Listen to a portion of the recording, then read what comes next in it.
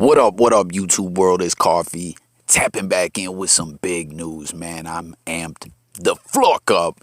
What up, Bills Mafia? What up, fellow football fans? Let's talk. Get in them comments, man. J Coffee Talk always shares with y'all that this channel is just about talking about sports, music, news, current events, all that. We talk about it all.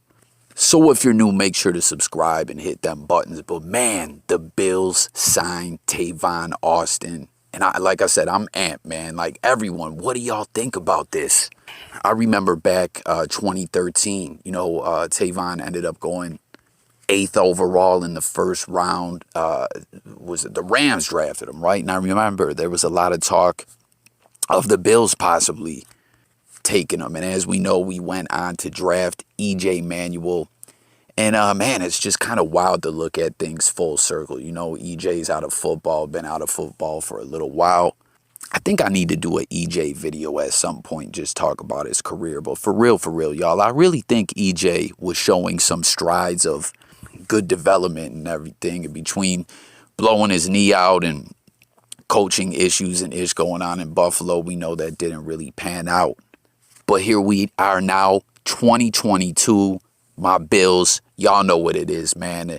Just like with my fingers, I'm making that like just a little bit, just a hair away from getting that Super Bowl ring. Y'all know what it is. I know people like to bust our balls. The Bills, franchise and fans, yes, we get trolled. We get clowned a lot. We know about the 4 Super Bowls. And even with all the great things we've done, the amazing season we had last season, that 13 seconds is a thing people like to clown about. But I think the jokes is going to stop. I think people are realizing the Bills are really the truth. And we got so much talent on this team, so much talent at wide receiver. To add Tavon is huge in my opinion. And I don't know why. Not exactly the same players, but for some reason I was thinking about Roscoe Parrish, right? Because, comment, guys, do you think for sure Tavon is going to be our return man?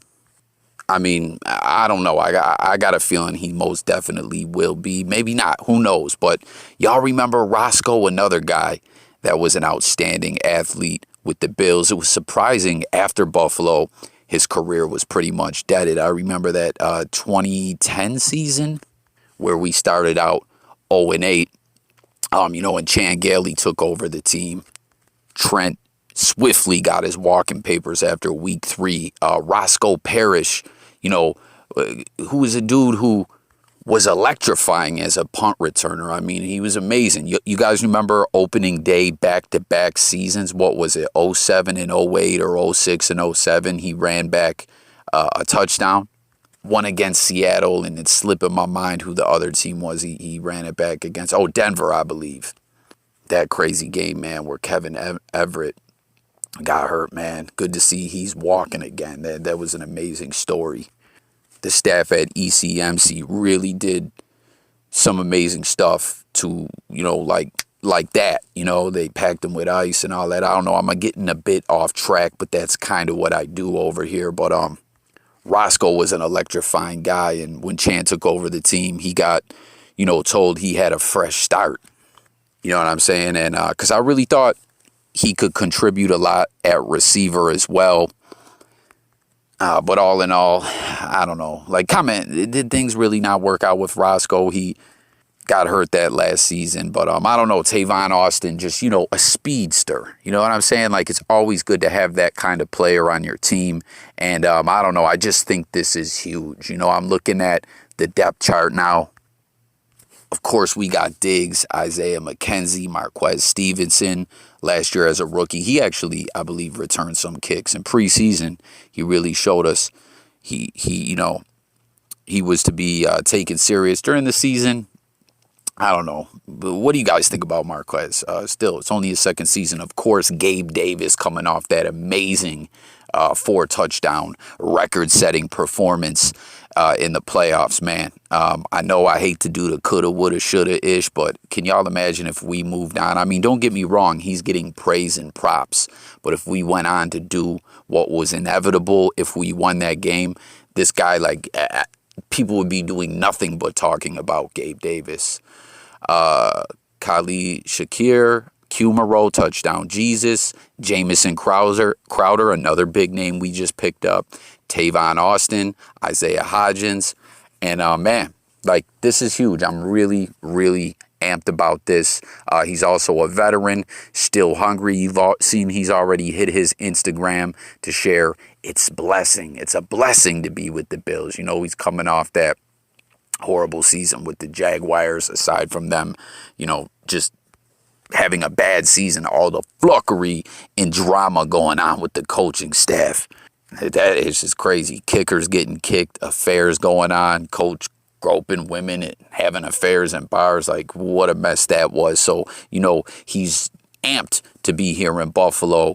You know what I'm saying? Where, as I always point out, not just the talent, not just the things that we've done, not just having the best quarterback in the league. I know someone's going to bust my balls over saying that, but Josh is that dude. But not just that, like, there's so much, like, good vibes going on in Buffalo. You know, the team all flux with each other. They're family. You know what I'm saying? Like, it's amazing. This is our season. I'm pumped. You see Stefon Diggs already hit social media, you know, to welcome Tavon to the team as well. And a lot of people are also sharing this video of when Tavon played that. It seems like he's got a good sense of humor. When Trey White gets back to the locker room, I'm sure they'll have fun joking around and everything. As you know, we all know via social media, we always see Trey White is a regular comedian. You know what I mean? And don't forget to check into his goalie academy. You know what I mean? Trey White. Again, it still blows my mind that, you know, what are we going to not have him for the first quarter of the season? Like, whew, that was a crazy injury. Yeah, Lon, fuck your Saints. A good friend of mine who, you know, flux with this channel on the regular, practically a fixture or a part of this channel, the Team Coffee, the J Coffee Talk community, where we talk it up on different topics. My bro, Lon the Don, he's a Saints fan. And, you know, we were, you know, I like to bust his balls over that Thanksgiving Day beatdown that we gave the Saints. And he was like, the other day, he was like, Coffee, like, would you rather have lost that game or blown us out? Like, lost that game and Trey White didn't get hurt, or blown us out and, you know, have the circumstances that you do? I don't know. I'm just hoping Trey hasn't lost a step, because truthfully, I mean, this guy's definitely one of the top corners in the league, if not the best. And, you know, to be out all that time, the surgery, everything, I hope he's still good to go, you know. But tap in, comment, guys. Let me know what you think about this. Let me know if you're excited as I am. Just all your thoughts. Get in the comments, get active. Again, if you're new to this platform, I drop content all the time, and we literally talk about everything, and the whole idea is to coffee talk it up. Now, I've been super busy lately, not getting to half the videos that I want to put out. Apologies to y'all. Twist those sparks. I still got that video coming that I know you're going to be very intrigued by. So, you know, everyone just chill. The content's coming. It's a grind to try to get this ish out. You know what I mean? In many ways, this is almost like a hobby for me. You know what I'm saying? The algorithm gods love to ish on coffee and, you know, try to block my channel's growth and success. It's a whole thing. No, I'm not paranoid. No, I'm not wearing a tinfoil hat. Real talk. Like, the algorithm gods just flock me. You know what I'm saying? I'll hit 70K views, and then, you know, the views is wild low, and people who engage with the channel all the time will randomly pop up after being gone for a while and be like, damn, Coffee, like, I stopped getting notified of any of your ish, you know, and almost like a shadow ban going on. But I'm getting a bit off track. The point that I'm trying to make here is this is a story that I also am going to cover on this video that I wanted to get to, you know, days ago, you know, so again, and that is talking about Ryan Fitzpatrick's retirement. Obviously, you know, beloved member of the Bills family, even though he went on to other teams and everything. But my point is just sometimes, guys, if you don't see a video and you're like, why ain't Coffee making that? it may be coming. Or feel free to hit me on Twitter or Instagram. As always, I love when you guys remind me of different topics because, I got a notebook and files and everything, but it's hard to keep up on at times. You feel me? But yeah, man, Fitz Magic retires. And it's wild, too. I just saw that Fred Jackson actually apologized to Fitz. He kind of upstaged his announcement of retiring. I guess, he went on Twitter and, because he already was privy to the news and was just thanking Fitz and everything. And Fitz hadn't formally announced it to the public. So it was like, everyone was like, whoa, what? But Fitz was like, man, don't worry about it. These guys are brothers. Speaking about when Chan Gailey took over the team, we know that was something with Fitz, right? We all knew Trent Edwards was a shell of his former self. And we all wanted Fitz to be the guy to get the job. As, T.O. had told us that. Everyone had told us that, like, yo, this guy's shell-shocked in the pocket. We're talking about Trent. You got to get Fitz in there. And we saw him come out there and perform. Hell, Perry Fuel, when he was interim coach, immediately promoted Fitz to the starter. But when Chan takes over the team in 2010, first 2 games, Trent starting. It was abysmal. Opening day loss to the Dolphins, and then just a shellacking from the Green Bay Packers. It was just ugly, and we're like, man, why? And then, Fitz started week 3 against the Patriots. Yes, we did lose, but he took it down to the wire pretty much. Remember, y'all, Stevie Johnson got flagged for that Minuteman celebration? That was lit, man. SJ13. Why so serious, man? Him, Fitz, Donald Jones, Fred Jackson, Eric Wood. Remember, y'all, he came back to town when Wood retired. You know what I mean? That's what I mean. This guy loves Buffalo. And Fred Jackson's still involved in Buffalo as well with his steakhouse. Has anyone been there? That thing's still open, right? Man, I miss Buffalo. I miss the food. I miss it all. Don't move away from Buffalo, anyone, who lives there. People try to, fool you like there's some better place. Nah, man, there's no place like motherfucking home. And a lot of the players, stay there as well after. But that 2010 season, even though we went, 4-12 or whatever, we still saw some growth. And then, of course, the 2011 season where we started after the lockout, started undefeated, beat the Patriots at home, coming back from 21 points. They lowered, remember that, y'all? They lowered the uprights so the fans didn't rip them down in overtime. Belichick's trying to challenge, like, no, it was a touchdown because he wanted to get the ball back. Oh, man, what just amazing moments to go back and think on. And, that season, Fitz played hurt with a broken ribs. We found out later his performance went downward. Fred Jackson broke his leg, who was for sure the best running back in the league at that point. And, things ended ugly for us.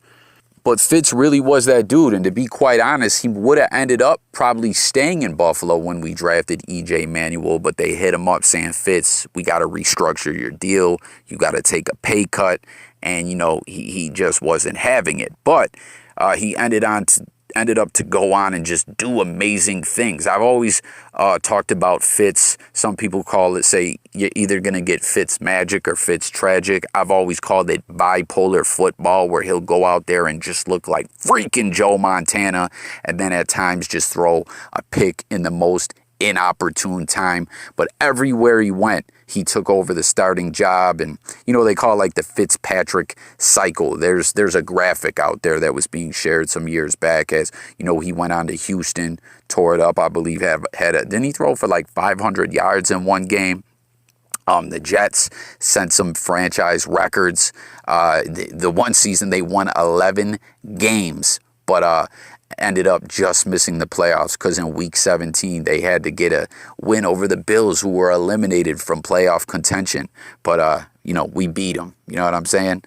It's a wild relationship Fitz has with the Bills, because even speaking of this retirement, the last thing Fitz did was come back to Buffalo to watch that playoff game. As you see some tweets and stuff like that I'm sharing with y'all.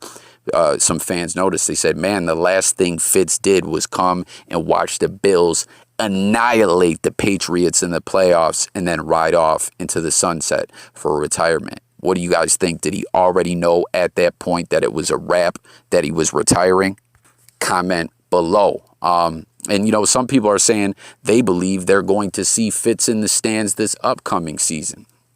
Tap in, comment. Do you guys think you will? I think that would be so lit, so dope. As we know, Fitz was going from team to team late in his career, and a lot of people were hoping to see him sign a one-year deal with the Bills, and be a backup. Obviously, that didn't happen. And I just got to throw out there, guys, I'm sorry, I'm kind of jumping all over the place, but Miami really flucked up benching Fitz for Tua. What kind of a knucklehead idea was that? Come on, man. Y'all could have been in the playoffs. Remember, too, we annihilated them with our second and third stringers in a meaningless game when they needed to get in the playoffs. But speaking of all this ish that Fitz has done and all these teams and everywhere he went, it was a shame too, guys, last season with Washington to see him just get hurt immediately like that, because we've all been pulling for Fitz. When it comes to the AFC East, Fitz played for the Jets, the Dolphins, of course, the Bills, right? But never went to New England. And, again, was in the stands watching us whoop on New England. I think that's just so lit and so dope. It's just a special connection that the Bills fans and Bills Mafia, and as we see, the team in Western New York just has with Ryan Fitzpatrick. You know what I mean? He really gave us a reason to believe when, during the playoff drought, when things weren't so great. Yeah, at times, like, you would lose your mind and get so frustrated. But all in all, I would say we all have nothing but love for Ryan Fitzpatrick. So hit the comments, guys. Let's talk about all your favorite moments of Ryan Fitzpatrick as a Buffalo Bill. All your favorite moments of Ryan Fitzpatrick, period. Where do you rate him on the all-time journeyman quarterback list? Is he at the top? Is he in the top 5? What do you think? I just want to hear everyone's thoughts about Fitzmagic as a whole. Thank you for watching. I'm going to close this thing out. As you see, it's getting a bit long. Apologies. I had to double dip and hit on 2 topics and play catch up a little bit on this one. But it's J Coffee Talk signing out.